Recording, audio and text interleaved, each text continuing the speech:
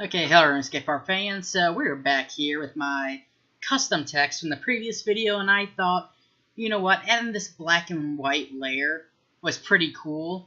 So just like I did with the dot video for the dot art, let's add some more stuff here. So let's add an exposure curve here. See if we can make this font any more cooler.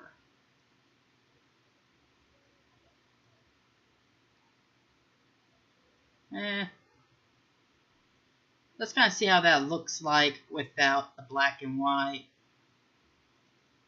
Oh. No, we want to do that. Okay, there we go. Oh no, we don't want the layer mask. We want the tools here, so let's...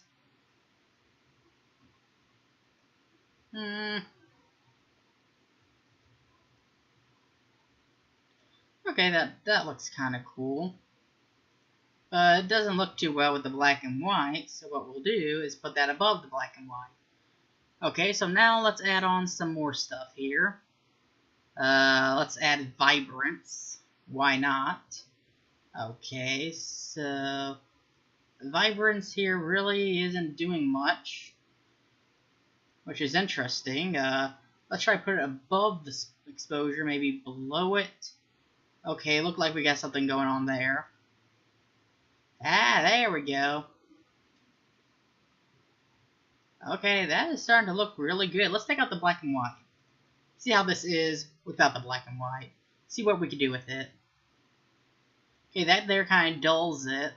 That makes it black and white, basically. So there it is, super saturated. It's at its brightest it can be. Vibrance is very high, so let's cut back. I kind of like it like that.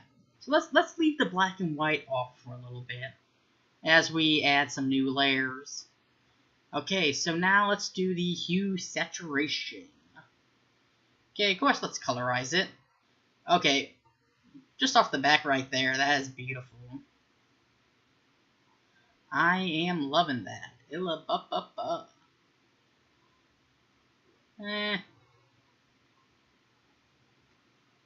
Okay, I kind of like it right there. So let's see how this looks if we place it under the vibrance, maybe at the top. Okay, so as you can see, it's affecting the shadows as I move it along. So let's add the black and white to it. Okay, so that actually overrides the black and white. If we put it underneath the black and white anywhere, again, depending on where you have it at, it will change everything. So we can move the black and white. If we get the black and white, we can see the outer glow there. But if we remove the black and white, it kind of fades off.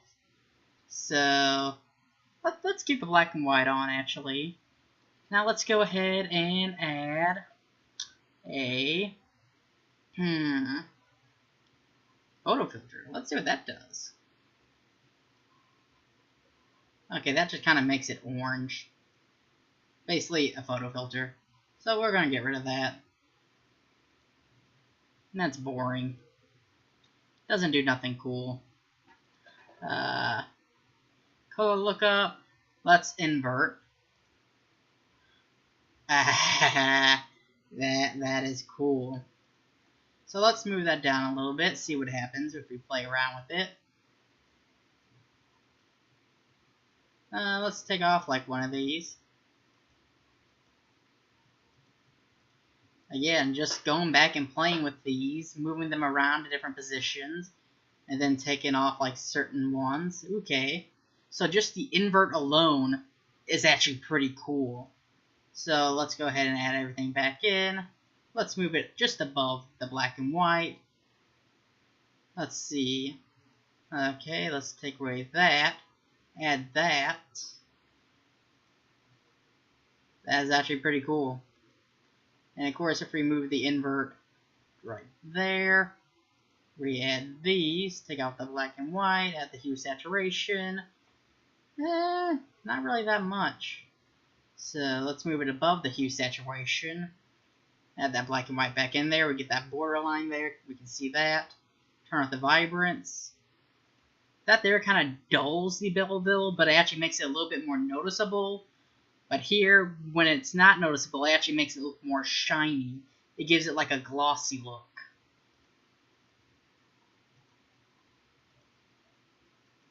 Okay, let's add another layer. I know, another layer.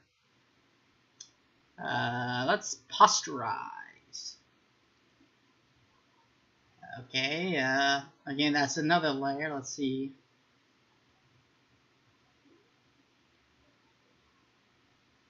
Okay, that kind of makes it look creepy. Okay, especially if you get rid of that. Exposure. Actually, getting rid of the black and white, you can actually see that part there. If we put it back on there, that kind of fades off. That actually looks kind of cool in a creepy way. Like, I kind of like that for like the creepy vibe it gets. Let's see. So let's take off some of these together and see what happens. Okay, we gotta keep the invert on. So let's see, maybe take that off with that, add that. It does look really cool like that. So this is the one time with the posterize that the black and white does not actually add the round glow, it actually takes it away. So there you can now see the inner shadows, the outer glow, or not the outer glow, but the inner glow, the inner shadow. So let's see what happens when we move this around. Okay, there we go, we got some change there. That's more change. Getting some detail. Ooh, there we go. So now let's see what happens if we take off the black and white with it all the way at the bottom. That is interesting. Now, it kind of looks like when your game craps out on you, like the really old games. It just kind of gets that feel to me. I don't know. What do you guys think? Oh no, oh, crap. Always gotta keep the invert on. Maybe take off the vibrance, put the black and white back on. I kind of like how it does that design there with it, with the black and the white. And let's add, again, a couple more layers. So, okay. Ooh. We could adjust the brightness and contrast. I don't think that would really do much for this, but why not?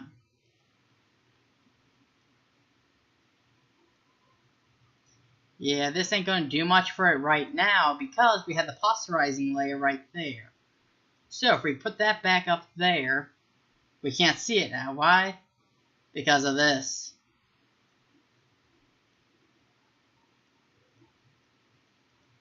Ooh, let's use the legacy, see what that does. Okay, that is pretty cool. I gotta say, I like the blue it gives off. Especially if we do it like this. Let's just slowly do it up one by one so we can see the process of this. It's like it's slowly eating away everything until there's nothing left. So you can tell that's the E, you get the P there.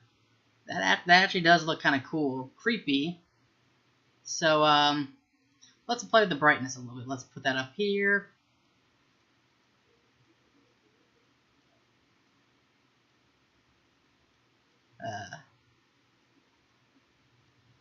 Okay, it doesn't really do much there, so let's play with it when we take stuff off.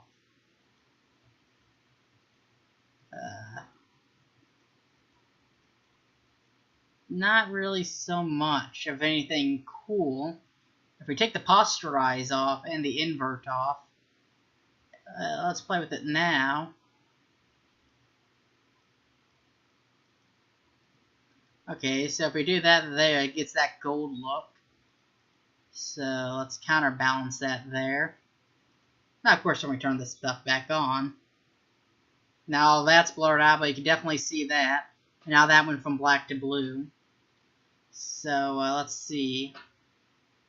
Okay, so we got our exposure turned off there. Hue saturation. Keep the invert on. So this is actually very interesting. So let's see what happens now if we move it above the layers a little.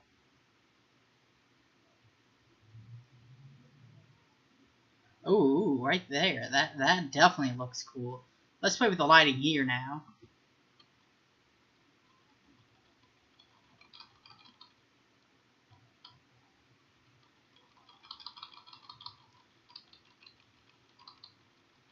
And maybe go back a little bit, and okay, wow.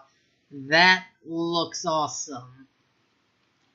Let's see if we do a little bit of contrasting here. Okay, so that's too bright, obviously. Kind of like if you do it like this, and just slowly watch it. It's like it's eating it away, kind of. But, again, if we get it to the sweet spot, it actually does give it a glossy appearance. And that's kind of what we want in some of our stuff. We want that glossy appearance. So we'll leave that right there. Let's add the last two layers, which will be the... let's do the levels next. Okay, so levels, there's really not that much we could really do right now with it. I mean, everything's pretty much the way it is. So we put that there. So yeah, taking away that posterization actually kind of makes it look a lot better. So, put it all the way down here. Maybe all the way up here. You can definitely tell the difference by the layer you put it on. Now remember, you just gotta do that sometimes. So maybe, let's have to try to put the hue saturation down here. There we go. That looks cool. Take off the black and white. We got that nice purple. Remember, this was a kind of a yellowish. We take everything back off. So this is the original picture. Adding everything back on. Except for the posterization, we now have this. Which I kind of like. I definitely like that a lot. So actually, if we do put the posterization on, it doesn't look that good. So hue saturation here, put it above the black and white and the vibrance, and below the exposure 1, we get that beautiful purple with the white. Remove it above the exposure, it kind of turns into a duller purple. Continue it up. Okay, so once you put it above the invert, you got the gold on there. Basically, let's see what it looks like with the posterization above it. Okay, ooh, that makes it yellow. So if you have the posterization on, you need to put this below the black and white. If not, you'll get the different colors. So that posterization kind of, I don't really like that on there. So let's kind of put that right there, because I kind of like that. Let's see what happens if we put the exposure here. Maybe put it below the vibrance. Maybe below the black and white. Maybe put the black and white up here. Maybe put it right here.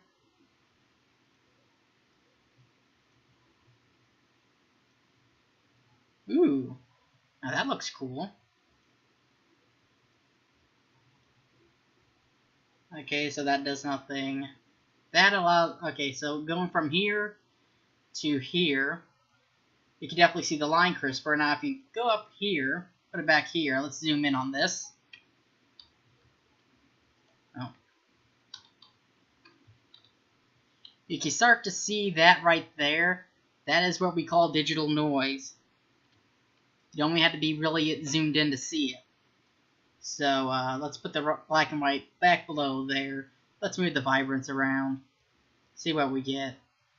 Okay, so far, okay, so above the invert, the brightness actually starts to change it some. Well, let's go ahead and put that back down there.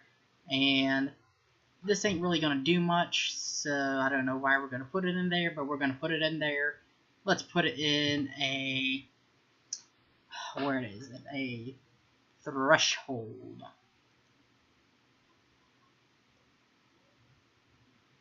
Okay, so if we do it there, you can't see nothing.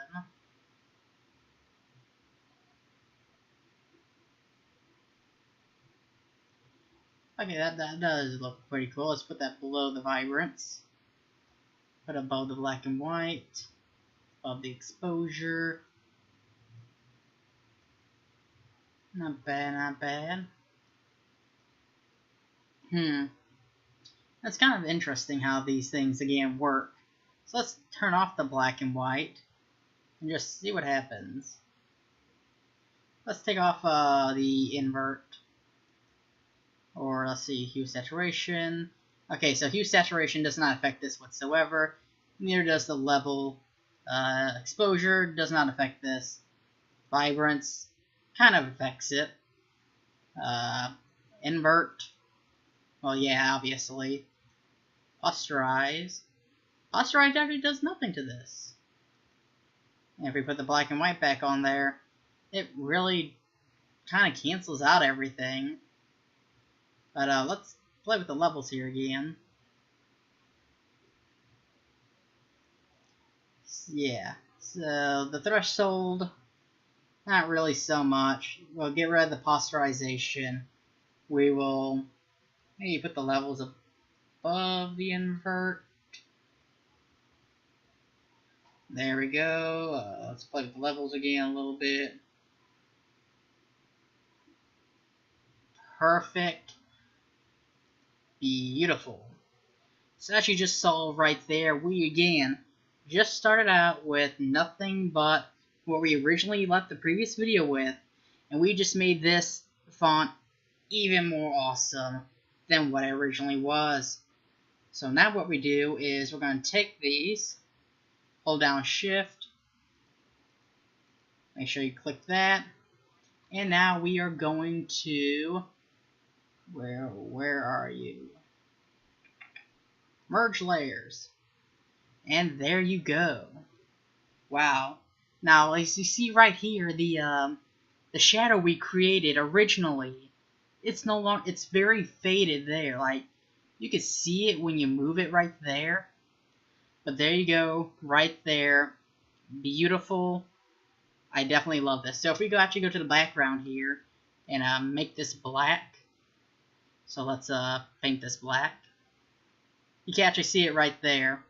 It does actually look pretty good on a black background. Let's see what it looks like on a red background.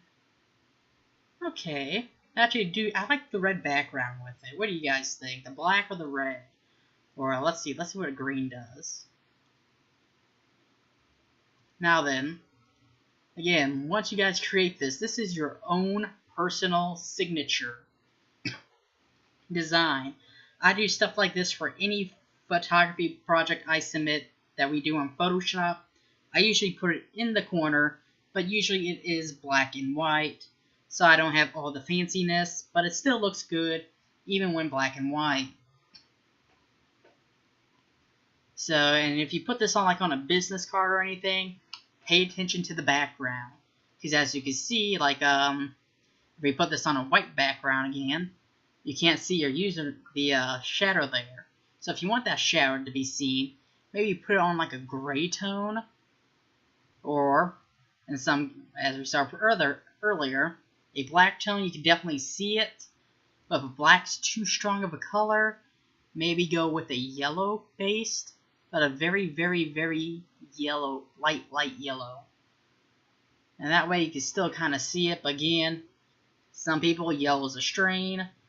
So really it all depends on who your target audience is and what they are looking for.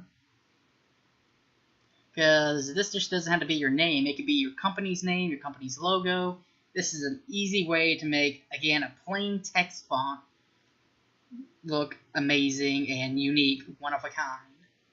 So if you enjoyed this extra video, please subscribe and leave comments. And as always, have a nice day, live, love, and game on.